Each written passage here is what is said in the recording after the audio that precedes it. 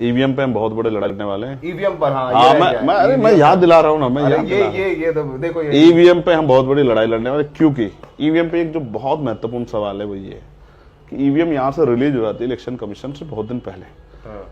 141 member of parliament को suspend करके कानून बनाया सरकार ने उस दिन।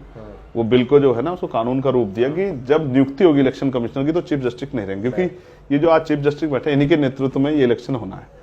तो चंद्रचूड़, तो इसमें कुछ जो है कहीं ना कहीं ऐसा लगता है। दूसरा ये भी मैंने सुना, मैं इसको कंफर्म नहीं कर रहा, आप ज्यादा मुझसे बेहतर इस पर जानते होंगे, क्योंकि मैं कई दिनों से उस काम में था लगातार, और रूरल एरिया में था, ग्रामीण एरिया में, तो मैं इस तरह से काम यूज नहीं कर पाया, अपने काम में लगा हूं कि इलेक्शन कमिश्नर से कोई पूछताछ नहीं होगी, उसके ऊपर कोई मुकदमा नहीं दर्ज होगा। इस तरह का मुझे पता लगा कानून बना देगा कि आजीवन उस पर जो इलेक्शन कमिश्नर आएगा उस पर कोई जो है ना उसके ऊपर मुकदमा दर्ज होगा, ना उसको कोई सजा होगी, ना उससे कोई पूछताछ होगी। वो तो चलिए दूर की बात है, इस समय विपक्षी पार्टियां मिलना चाह रही चीफ इलेक्शन कमिश्नर से, लिख लिख के वो तो मिल भी नहीं रहे हैं अभी। देखो, इसमें ये समझना पड़ेगा कि इलेक्शन कमिश्नर की नियुक्ति सरकार कर रही है, जब तक सरकार कर रही है तो वो सरकार, और जब उसको इतनी छूट दे दी, कोर्ट नहीं सुनेगा, सुप्रीम कोर्ट में गया ये मामला ईवीएम को लेकर के। अब ये सुप्रीम कोर्ट के ऊपर प्रश्न चिन्ह खड़ा हो गया कि सुप्रीम कोर्ट अपने आप को साबित करे कि वो कॉन्स्टिट्यूशनली जो है राइट्स जो उनका बचाव करेगी, और देश में हिटलरशाही का मतलब तानाशाही को बढ़ावा नहीं होने देगी, डिक्टेटरशिप को बढ़ावा नहीं। ये आज सुप्रीम कोर्ट में बैठे जजों को इस देश के लिए सुनिश्चित करना है, उनको साबित करना है खुद को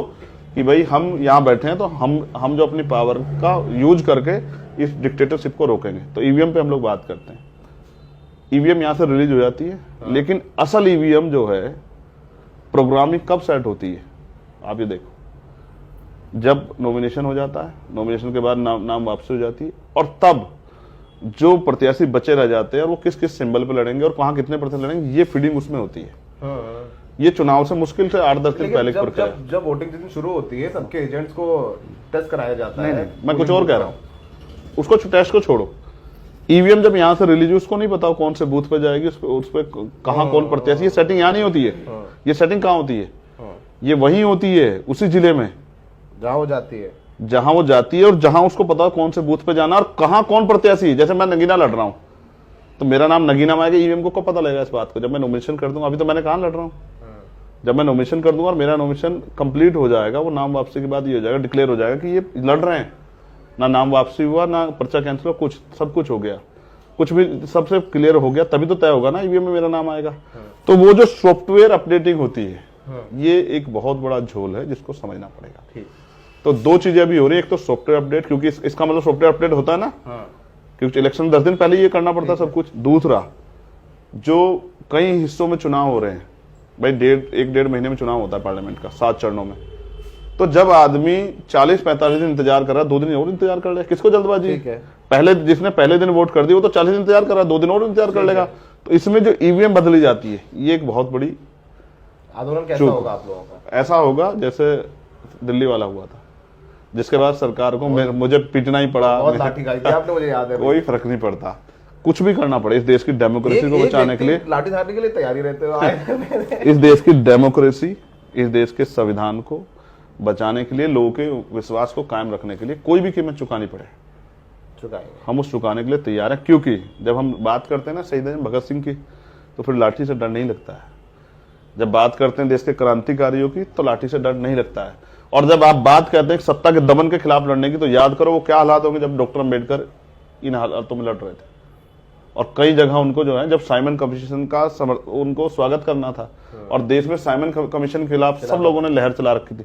तो अपने हितों को किस तरह से प्रोटेक्ट करना है किसी भी आलोचना को सहने के लिए, ये डॉक्टर अम्बेडकर से हमें सीखना चाहिए। स्टैंड लेने के लिए फिर किसी चीज की जरूरत नहीं है। तारीख बताएंगे कब से शुरू करेंगे? तारीख बता दूंगा तो होते उससे पहले जेल में आंदोलन करके जेल में जाऊं तो ज्यादा अच्छा।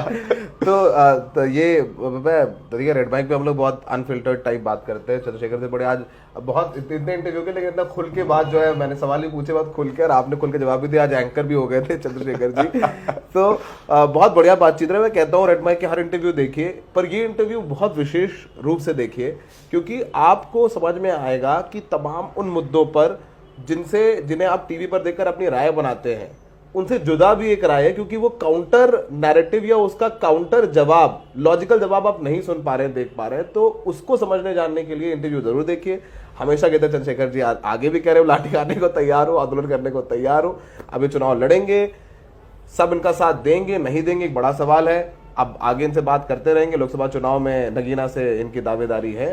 अब केतली चुनाव चिन्ह इनका है, तो ये जाति से ऊपर उठ के बाबा साहब ने भी अपनी किताबों में लिखा कि जिस दिन देश के लोग जाति से ऊपर उठ के मुझे देखेंगे, मेरे देश के प्रति समर्पण को देखेंगे, मेरे संघर्ष को देखेंगे, उस दिन लोगों को मुझसे प्रेम हो जाएगा। मुझे भी, जब आपने कहा ना कि साथ देंगे नहीं देंगे, जिस दिन मुझे भी लोग जाति से ऊपर उठ कर प्रेम हो देखेंगे जाएगा आपसे। और ये महसूस करेंगे कि वो आदमी करना क्या चाहता है, तो मुझसे प्रेम लोगों को हो जाएगा। ये लोकतंत्र है, यहाँ रानी के पेट से राजा पैदा नहीं होगा। चलो फिर तो वो एक बहुत हाइपोथेटिकल बात है कि जब मायावती जी को चंद्रशेखर जी से प्रेम हो जाएगा, वो बुआ भतीजे का प्यार हो जाएगा और बुआ जी बोले क्या करके मेरा भतीजा है, जो जिसकी जर्नलिस्ट मैं ही चला जाऊंगा, मैं ही चला जाऊंगा पैर छूने के लिए, आशीर्वाद देने के लिए, कहे तो सही। अब तक तो उन्होंने ऐसा कोई मौका ही नहीं दिया। तो ये इंटरव्यू यही खत्म करते हैं। इंटरव्यू देखने के लिए सागर जी कैमरे में बहुत मेहनत की, उन्होंने इतना लंबा इंटरव्यू हाथ बढ़ के रखा। तो आप इंटरव्यू जरूर देखिए और बहुत जरूर शेयर करिए। और मैं अमूमन कहता नहीं हूँ ये, लेकिन इस इंटरव्यू के लिए कह रहा हूँ।